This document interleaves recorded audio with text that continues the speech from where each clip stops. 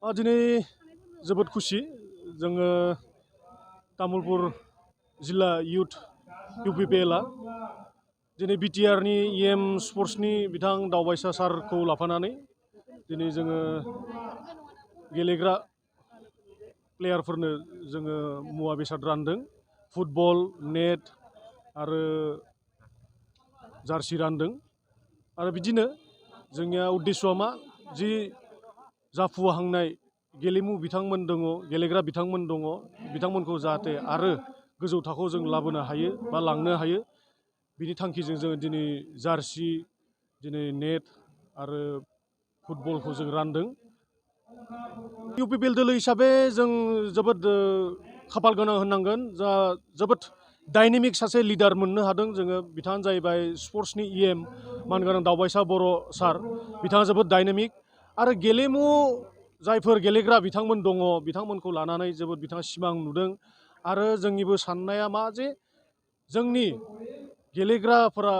जाहाथे स्टेट लेभेलाव इन्टारनेशनेल लेभेलाव बादायलायनानै जाहाथे गोजौ थाखोआव जौगानो हायो बिनि थाखाय जों जोबोद नाजागासिनो दङ तामुलपुर हिसाबै गेलेमु बिथिङाव माबादि माने नोंथांमोना सिमां नुदों माबादि जौगाहोनायनि बिथिङाव नोंथांमोना माबादि बिथांखि लादों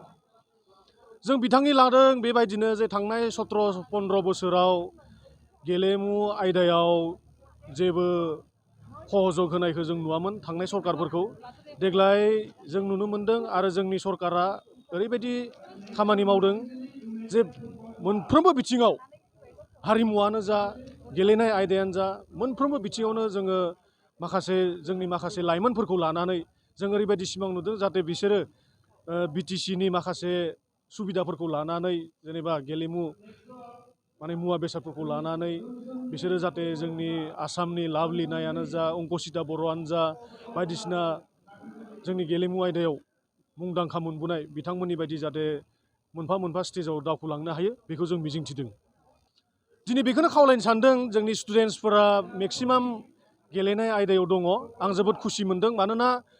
दिनैनि मुगा सार्भाइभेल अफ दा फिटेस्ट मानो होनोबा फरायनायजोंल' जाया दिनैनि जोंनि लाइमोन जौगाफुनाय सेंग्रा सिख्लाफोरा गेलेनाय आयदाखौबो जाहाथे समान समान लांफानानै गावबा गावनि मुंदांखा खालामनो हायो गावबा गाव आरो लोगोसेयावनो जों सुबुं सम्पद जों दालांनो हायो बेखौ जों मिजिंथिनानै दिनैनि बे हाबाफारिखौ मावफुंनाय जादों जोङो बेखौनो सानदों जे माखासे जोंनि कचारफोर दङ बिथांमोन कचारफोरखौ लाना फैनानै जोङो माखासे फिल्डआवहाय जोङो माने कच होनायनि बेबस्थाखौ लानो सानदों आरो जोंहा खाफाल गोनां होननांगोन BTC एकर्डआव जोंना साइ होननाय मोनसे इन्सटिटिउसन फैगासिनो दङ स्पर्ट्स अथरिटि अफ इन्डिया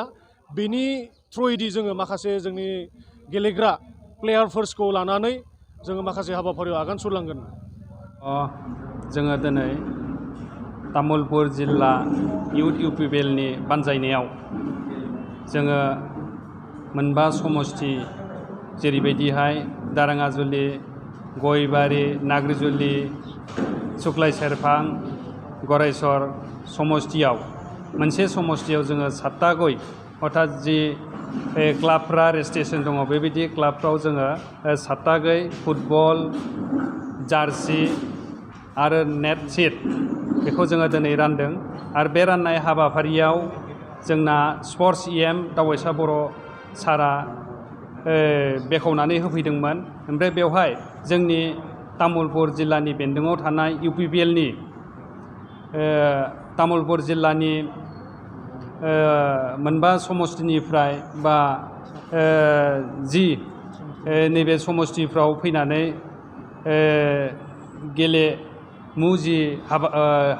गेलेमु मुवा बेसादफोरखौ बिथांमोना लांफैदों आरो बे लांफैनाय हाबाफारियाव दिनै जोंनि CWCनि गणेश नाथ मोना बाहागो लादोंमोन आरो जोंनि तामुलपुर जिल्लानि नेहाथारि जितेन मुसाहारि बिथाङाबो बाहागो लादों आरो बे मेलावनो जोंनि इउथ UPPLनि लेङाइ आफादगिरि फुंखा दैमारिया बाहागो लादोंमोन बेबायदिनो बायदि बायदि बिफानाव थानाय बिबानगिरिफोरा बाहागो लाफैदों आरो जों बेखौनो बुंनो नागिरो जोङो दिनै बिटिआर सरकारा बा जोंनि इउपिपिएल दोलोआ गेलेनायनि गेजेरजों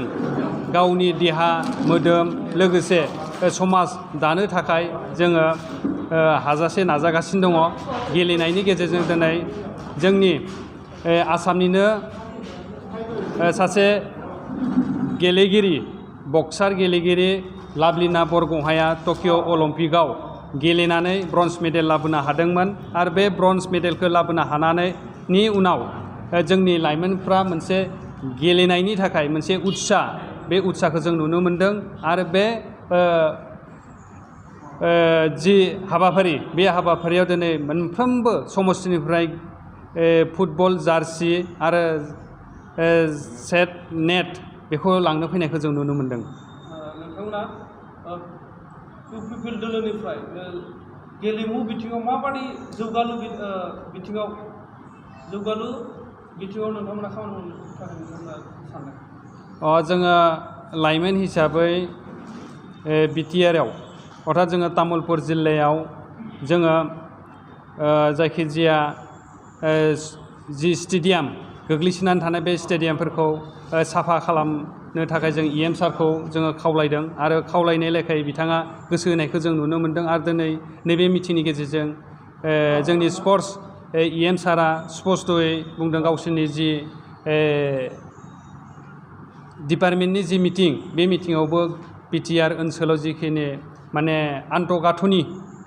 जाबायदि माने फिल्डफ्रा जानांगौ गेलेनायनि थाखाय सुबिदा थानांगौ बेबायदि सुबिदाफोरा एसे माने डेमेज जानाय खोथाखौ बुंदों। बे डेमेज जानायखौ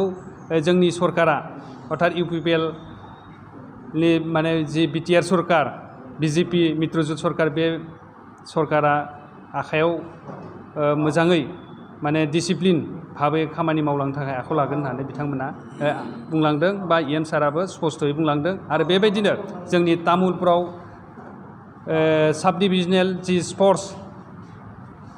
क्लाबनि थाखाय मोनसे फिल्ड दङ बा स्टेडियाम दङ बे स्टेडियामखौबो जोंनि इएम सारा खैदिनसो सिगां नायलांदोंमोन आरो बेबायदिनो दाब दाब जायगायाव बिथाङा सार्भे खालामगासिनो दङ आरो बे डेमेज जानायखौ डिसिप्लिन भाबै बा जिखिनि माने गेलेथावना फिल्ड खालामनो थाखाय बिथाङा नाजागासिनो थानायखौ जों नुनो मोनदों आरो बेबायदिनो जोङो जोंनि लाइमोनफोरखौ दानि जि माने गोदानै क्लासिकेल मेथड होनानै जोङो खेलाखौ आगबारायहोलांनो थाखाय जोङो नाजाबाय थागोन बा जोङो जोंनि सरकारखौ जों खावलायगोन।